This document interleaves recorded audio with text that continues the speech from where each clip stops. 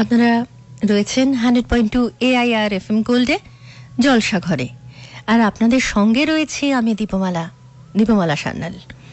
আর আগেই বলেছি, আজ আমাদের সবার সঙ্গে রয়েছেন দুজন মানুষ, পিতা দ্বিজেন্দ্রলাল রায় আর পুত্র দিলীপ কুমার রায়। একজনকে ঘিরে অন্যজনের কথা, অন্যজনের স্মৃতি, এবং পিতার গানে গানে জলসাঘর ভরে উঠেছে। আর দিলীপ কুমার রায়ের স্মৃতি কথায় যখন দ্বিজেন্দ্রলাল রায় ধরা পড়ছেন, তখন দ্বিজেন্দ্রলাল রায়ের গানে দিলীপ কুমার রায়, এটা তো শুনতেই হয়, কি বলেন? কাজেই চলে যাই দিলীপ কুমার রায়ের একটি গানে।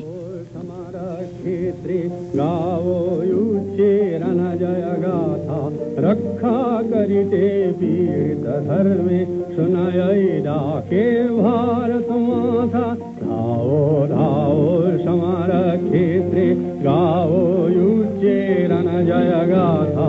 रक्षा करिते पीड़ित धर्मे सुनाय डाके भारत माता। केवल करिवे प्राणे माया जखन विपन्ना जननी जाया। साज साज सकले रन साजे सुन घन घन रन भेरी बाजे। चल समरे दिव जीवन ढारे जय माँ भारत जय माँ तारे। साजे शयन की हीन विलासे छत्र विदग्ध जखन पुरवल्ली।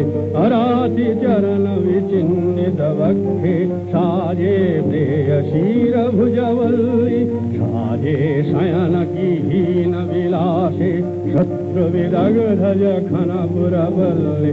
अराति चरण विचिन्नित वक्षे साजे प्रेयसीर भुजवल्ली। कोशनिबद्धर वेतर वारी जखन विलांछित भारत नारी। साज साज सकले रन साजे सुन घन घन रन भेरी बाजे। चल समरे दिव जीवन ढारे जय माँ भारत जय माँ तारे। समरे नाहि फिराइब पृष्ठे शत्रु करे कभु हवना बंदी। करीना था के जाय अदृष्टि अधर्म संगे करीना संधि। समरे नाहि फिराइब पृष्ठे शत्रु करे कभु हवना बंदी। करीना था के जाय अदृष्टि अधर्म संगे करीना संधि।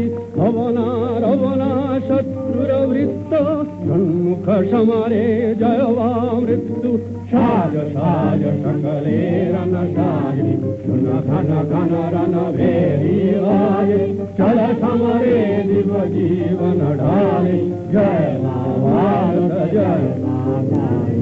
धाओ धाओ समर क्षेत्रे शत्रु सैन्य दल करीब विभिन्न। पुण्य सनातन आर्यावर्ते राखी बना रिपुदल वद चिन्ह। धावो धावो समर क्षेत्रे शत्रु सैन्य दल करीब विभिन्न।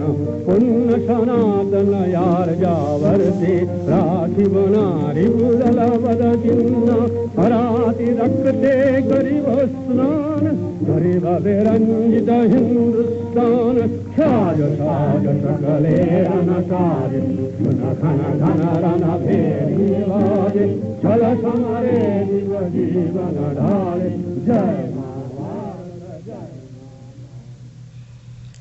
পুত্রের স্মৃতিতে পিতা উদাসী দ্বিজেন্দ্রলাল মোট 12টা অধ্যায়ে লিখিত হয়েছে। আর এই 12টা অধ্যায়ের মধ্যে কত রকম ভাবে পিতার চরিত্র বিশ্লেষণ করেছেন পুত্র দিলীপ কুমার। এবং খুব অদ্ভুত লাগে একটা জিনিস ভাবতে, যে এই অধ্যায়গুলোকে প্রথম অধ্যায় দ্বিতীয় অধ্যায় এইভাবে বলেননি। তিনি বলেছেন প্রথম উল্লাস, দ্বিতীয় উল্লাস, এইভাবে। সেইখানেই এক জায়গায় বোধহয় নিজের ব্যাখ্যায় দিয়েছেন যে এই স্মৃতিকথার নাম কেন উদাসী দ্বিজেন্দ্রলাল হলো। তিনি বলছেন, উদাসী বলতে আমরা সচরাচর বুঝি বাউল জাতীয় যাযাবর সম্প্রদায়ের কেউ। আমি সেভাবে শব্দটাকে ব্যবহার করিনি। মাটি ছাড়া অনাসক্ত ও নভোচারী স্বপ্নদর্শী এই দুই জাতীয় মানুষের সমাবেশে যে আশ্চর্য অনামা মানুষটি গড়ে ওঠে তাকেই আমি বলতে চাই উদাসী। তার আশেপাশে যাদের দেখতাম তারা যে কেউ তার মতন নয় এ চোখে পড়েছিল। তার চেয়ে রূপবান, মনীষী, কর্মকুশল বা অনাসক্ত মানুষ একাধিক দেখেছি, যদিও তার চেয়ে প্রতিভাবান এক আধটাই দেখেছি, কিন্তু এ ধরনের মধুর, সরল, নির্ভীক বলিষ্ঠতা কোনো মানুষের মধ্যে দেখেছি বলে মনে তো পড়ে না। এখানে আমাকে পক্ষপাতী ভাববেন না, আমি সত্যই তা নই। চোখ আমার খোলা থাকে, যাকে ভালোবাসি তার সম্বন্ধেও তা। যদি না থাকতো তবে আমার বিচার শক্তির এজেহারে গড়ে ওঠা মতামত প্রকাশ করা ছেড়ে ওর চেয়ে শ্রদ্ধেয় কোনো কাজে হাত দিতাম। কবি আমার পিতা ছিলেন বলেই তার সম্বন্ধে যা তা উচ্ছ্বাস প্রকাশ করব এ আমার স্বভাব নয়। আরও এই জন্যে যে তার কাছেই এই শিক্ষা পেয়েছি আশৈশব, যে ভক্তির অযোগ্য, যে তাকে ভক্তি করা শুধু অস্বাস্থ্যকর নয়, মহাপাপ। কাজেই শিক্ষা কি করে একেবারে ভেতরে ভেতরে চারিয়ে গিয়েছিল, জড়িয়ে গিয়েছিল পুত্রের মধ্যে, সেটা যেন আবার নতুন করে বোঝার পালা আমাদের।